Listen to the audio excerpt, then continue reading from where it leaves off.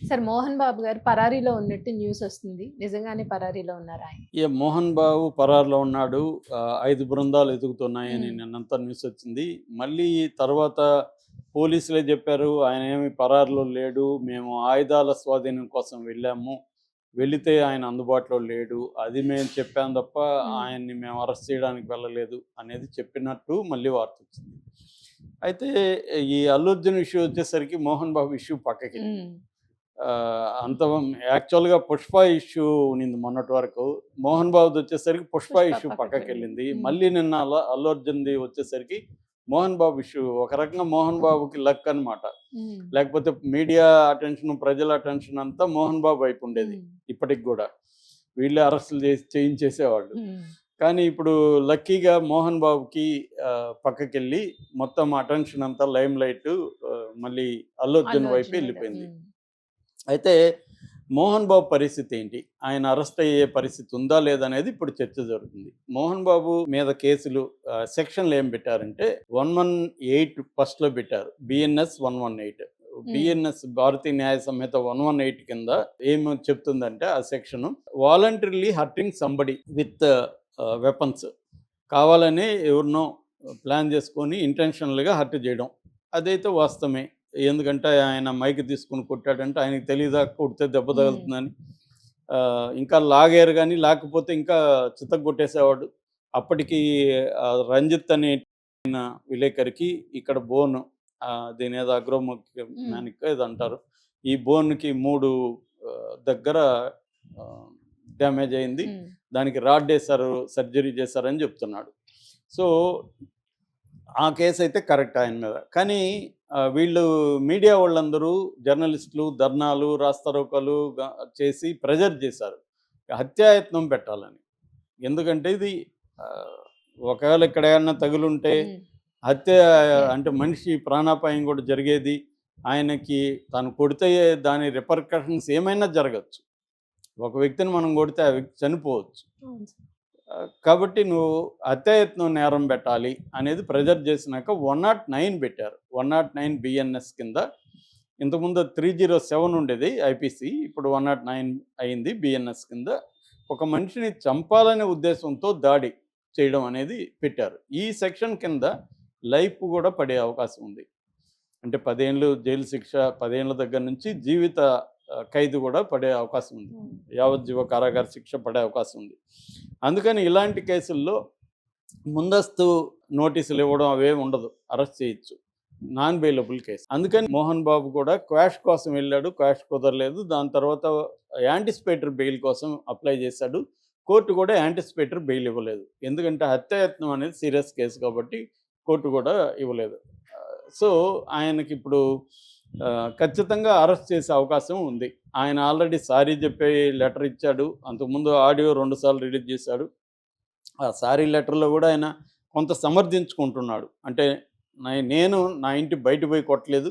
నా ఇంట్లోకి వాళ్ళొచ్చారు. వాళ్ళే వీళ్ళు జర్నలిస్ట్‌లా, సంఘ విద్రోహ శక్తులా గూడా నాకు తెలీదు గదా! అనేది సమర్థించుకున్నాడు. అవన్నీ కోర్ట్‌లో నిలబడవు. కోర్ట్‌లో నీ ఇంటికొస్తే నువ్వు చంపేస్తావా మనుషుల్ని? నీ ఇంటికేమన్నా దాడి జేయడానికొచ్చారా వాళ్ళు? అనేది ఇవన్నీ ప్రూవ్ చేయాల్సుంటది. రెండోదేంటి ఆల్రెడీ మనోజే చెప్తున్నాడు. నేను పిలుచుకొనొచ్చిన జర్నలిస్ట్‌లని. మనోజ్ ఏందంటే మా పాప ఉంది అక్కడ 7 నెలల పాప. ఆ పాపని తీసుకొద్దామని నైట్ వెళ్ళాలనేది ప్లాన్. అయితే మనోజ్ అంతకుముందు పెట్టిన బౌన్సర్‌లని విష్ణు తరిమేసి, విష్ణు తన బౌన్సర్‌లు 40 మంది దాకా అక్కడ డిప్లాయ్ చేశాడు. అందుకని మనోజ్‌కున్న ఐడియా ఏందంటే, తను వెళ్తే ఇప్పుడు ఆ బౌన్సర్లు గొడవకొస్తారు. ఏమన్నా జరగొచ్చు అని జెప్పి ముందే ఒక ఐడియా ఉంది గాబట్టి, మీడియాని తీసుకెళ్తే జాగ్రత్తగా ఉంటారు మీడియా ముందు అని మీడియాని పిలిచాడు. మీడియా వెళ్లారు. ఇది నేను జెప్పేది గాదు మనోజే చెప్పాడు. హ్మ్. నా కోసం వచ్చిన అవును మీడియా సార్. మీద దాడి క్యాచ్ జరిగింది. చేశారు. హ్మ్. నేను క్షమాపణ చెప్తున్నానని మీడియా ముందు అతను హ్మ్. చెప్పాడు. సో, చాలామంది ఏమైనా విమర్శిస్తున్నారంటే, మోహన్ బాబు ఇంట్లోకెళ్ళి మీడియా చేస్తే కొట్టరా అని లాజిక్‌లు మాట్లాడుతున్నారు. వీళ్ళ లాజిక్‌లు మాట్లాడడం వెనక సమాచారం ఉండాలి. హ్మ్. ఇష్టం వచ్చినట్టు మాట్లాడితే లాభం లేదు. మామూలుగా లాజిక్ మా ఇంటికొస్తే హ్మ్. విలేకరులొచ్చి కెమెరాలు పెడితే కొట్టమా అంటే, అప్పుడు కూడా కొట్టకూడదు. అది వేరే విషయం.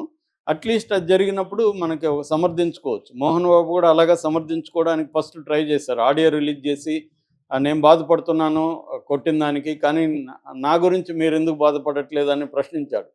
ఇది కోర్టులంతా నిలవు ఇట్లాంటి పనికిమాలిన లాజిక్.